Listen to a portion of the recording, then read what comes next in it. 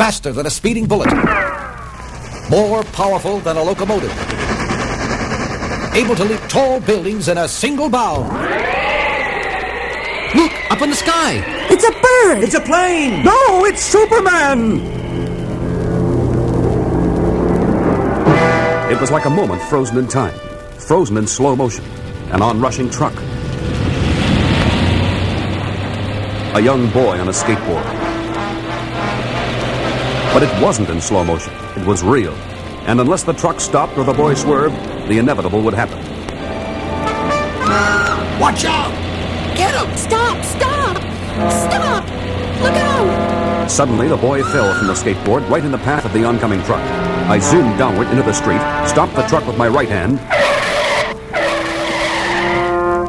picked the boy up in my left, and headed for the sky. Superman! He saved him! Let them go! I came down in a quiet wooded area a few miles north of Metropolis. The boy had a nasty bruise on his knee, and we bathed it in the cool water of a clear stream. What's your name? Danny, and you're Superman. How long have you been practicing the skateboard, Danny? Danny meets Superman.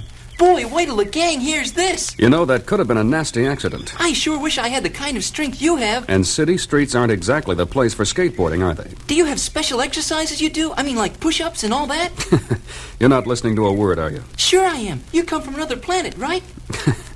Tell you what, Danny, if I answer your questions, will you answer mine? Deal. Me first. What planet were you born on? Krypton. Where's that? Far away, Danny. Very far away. In another galaxy. You know what a light year is? Sure. Light travels 186,000 miles a second. So multiply the number of seconds in a whole year by 186,000, and that's a light year. Good, Danny. Now you can appreciate the distance. Krypton was many, many light years away from Earth. It revolved about a giant red sun and was inhabited by a race of highly intelligent beings. Hundreds of years before, they had solved the problems of space travel, established nuclear energy plants, tamed all the powers of nature, except one. It was my father, Jor-El, one of Krypton's leading scientists, who knew what this power was, and that it was to bring disaster to Krypton. I tell you, we must evacuate our people to another planet. Because you hear rumblings in the ground? Don't be ridiculous, Jor-El. These are more than mere rumblings. There are powers beneath our planet's shell that are beyond our comprehension. Within a year, Krypton will explode like a gigantic bomb. Jor-El, your imagination's running amok. Impossible. Sheer nonsense. I was just a small tyke at that time, but I can still hear my mother's voice singing lullabies, crooning the ancient folk songs of Krypton.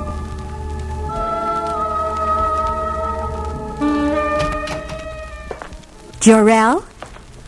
They refuse to listen, Lara. Won't hear a word. They've had it too good. They're fat, smug, and complacent. And they'll be destroyed. And we along with them. Unless we get out while there's still time. But how? I'll build a spaceship for us and our son. He's so little, Jor-El.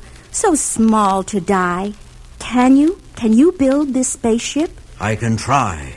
I've been studying a small planet in another galaxy. Its people, whom we've been listening to on our interstellar radios, call it Earth. It has a bright new sun, a sun that could mean new strength.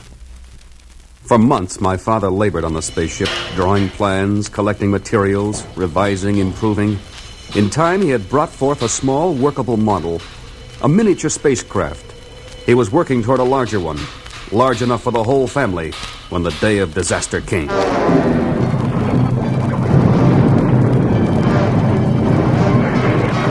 As my father had predicted, Krypton had become one gigantic bomb. Tremors shook the earth, huge cracks riffled the surface, gaping holes suddenly yawned. Oceans roared and surged landward. Giant buildings toppled like matchsticks. Great transit tubes reared skyward, twisting, bending. Explosions threw debris into the sky for hundreds of miles. Krypton was dying. Lara! Lara! Over here, Jor-El. Get our son. We've got to make it to the launch pad. Lara, please, do as I say, darling. Yes, Jor-El. At the launch pad, my parents placed me aboard the small spacecraft. We'll never see him again. It's the only way, Lara. I hate so to part with him. At least he'll live. Hurry, Hurry, Jarrell. The quakes are coming closer. Everything's ready. All controls. Countdown. 10, 9, 8, 7, Hurry. 4, 3, 2, 1. Ignition. Goodbye, Jarrell. Goodbye, my son.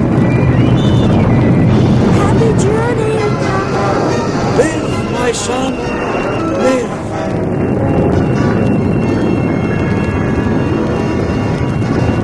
As speed increases, time expands, slows down. And as I traveled across the billions of miles of space at speeds faster than light, I grew only a very little.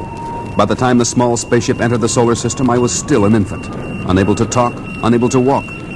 Soon the ship entered Earth's atmosphere and plunged to the surface on a small farm near a village named Smallville. I don't know how long I lay there, perhaps for days, until I was finally discovered. Hey, Martha. Need something, Jonathan? Come here, Martha. Look at this thing. What is it? Well, I'd reckon it was a rocket ship. I'd reckon the same, Jonathan. Somebody's idea of a practical joke, I guess, or a publicity stunt. Let me get this consarn thing open. Well, I'll be. It's a baby. Baby boy. You think he's a Martian, Jonathan? Heck, Martha, why, just look at him. Just as human and cute-looking as any baby I ever did see. Oh, he's such a darling, Jonathan. Just what we always wanted, but never could have. Now, don't get your hopes up, Martha. You know we'll have to take him to the foundling home. We could adopt him, Jonathan. Only if the home passed on us, Martha. We'll see. Maybe. Have you made any decision yet, Doctor? You've got to realize, Mrs. Kent, that the Smallville Children's Home will have to make a thorough investigation before the boy is passed on to you for adoption. Of course, Dr. Thomas. And we'll make every effort to locate his real parents first. Other than that, I can only say he seems to be a healthy baby. Very healthy.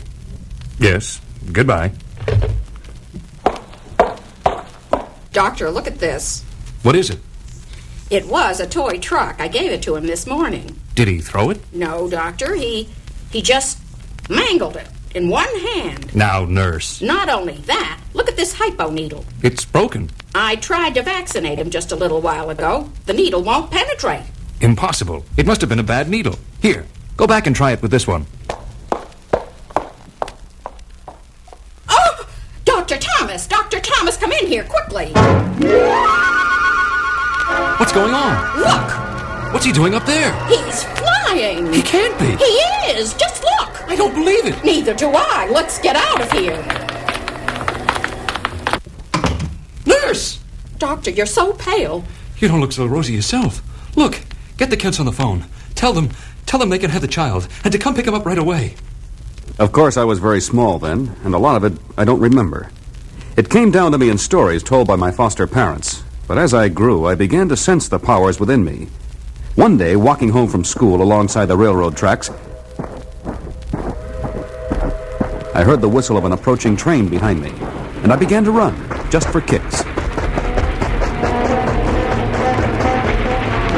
At first, it was just a lark, but as my strides lengthened and my pace picked up, I began to notice I was keeping up with the train. Putting on a burst of speed, I went ahead of it, past it, and got to the crossing in plenty of time. And I wasn't even out of breath. As time went on, I found out a lot of things about myself, about things I could do that others could not. But never was I allowed by my foster parents, my new father and mother, ever to think that because of these powers I was better or smarter or in any way greater than other people. They told me I was lucky. That's all, just lucky. And I guess I am. And when my father took ill and he lay in the hospital waiting for his final day... I don't have long, son. And there's one last thing I must say to you. You have amazing powers, superhuman powers. Use them wisely and well for the betterment of your fellow men, as a bulwark against evil. And hold fast always to the principles of justice and truth and honesty and fair play. Always. Promise me.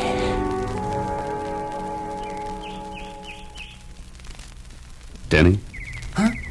I didn't mean to be so long-winded. Heck, I could listen all day. Gosh. That's some story. Gee. Look, I've got your skateboard fixed, but you've got to promise me. I know. Not in the city streets, I know. Promise? Promise. Good. Now, let me give you a ride home. Up in the sky? Up in the sky. Let's go. Up and away! I dropped Danny at his home, changed my clothes, and spent the rest of the day at the Daily Planet as Clark Kent. Later that afternoon, Lois told me a young boy was waiting to see me. Of course, it was Denny. Come in, young fella. Have a seat. Thanks. So you're Clark Kent, ace reporter. That's me. Boy, have I got a story for you.